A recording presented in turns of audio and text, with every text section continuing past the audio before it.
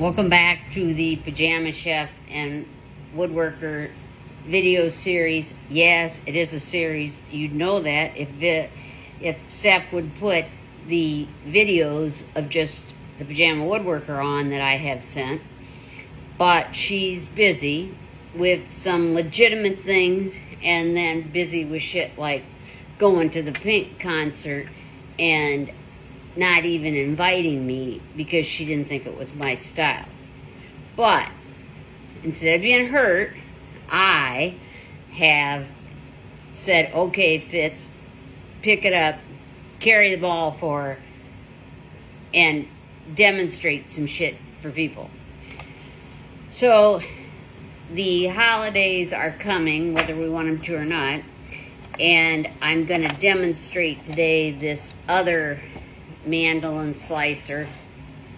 And the reason I'm doing it is because these things just kick ass and take names. And if you have any gardeners, especially gardeners, people that like to can and stuff, man, this needs to be in your basket under the tree for them, because it is the bomb.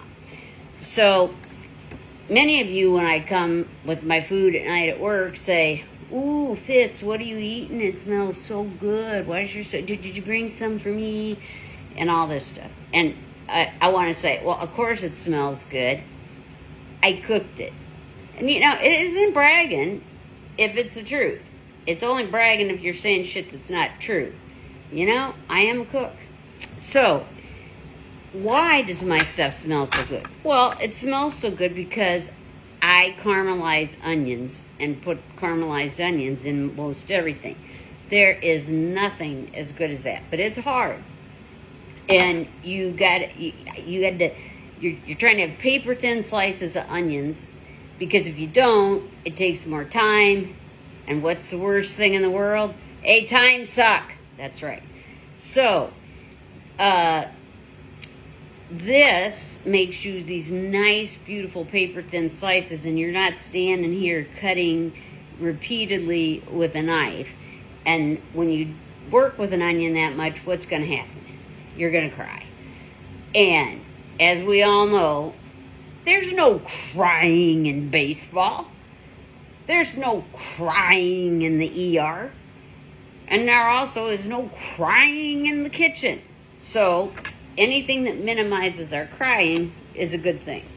So this thing lays across your skillet super nice.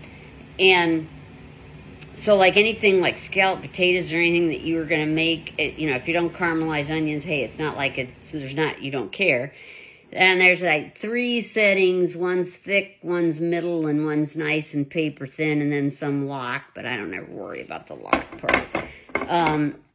And so this thing slides onto here, and then you got this other thing with prongs that poke into your stuff. And yeah, I almost said something inappropriate there about prongs and wanting to poke people.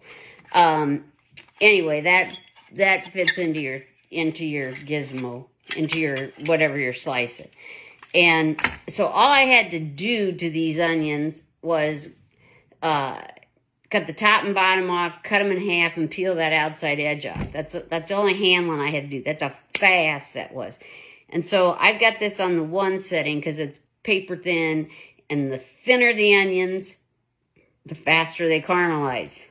All about that. So you put your onion or your potato or whatever in there, and then you set this thing on top, and like that, and then the prong things poke into it, and then just like that, just that damn fast, bam, you have sliced a half an onion. And so then you poke your next one in, and just this fast and easy and effortless. So you have caramelized, you have paper thin sliced an entire onion. Just that fast. Now, show you these nice slices for paper thin and how effortless that was for me. She also has not mentioned that these things are a godsend for people with bad joints. And we all know who we are. And you can't just give up as your joints get bad. You got to make adaptations because you got to keep going. You got it. Now, then you're ready to put them on your skillet and go. I mean, this is not the bam, bam, bam. This is a whole different kind of a motion. This is more like a Caitlin Clark triple double. Just boom. So this is we'll call this in the triple double slicer.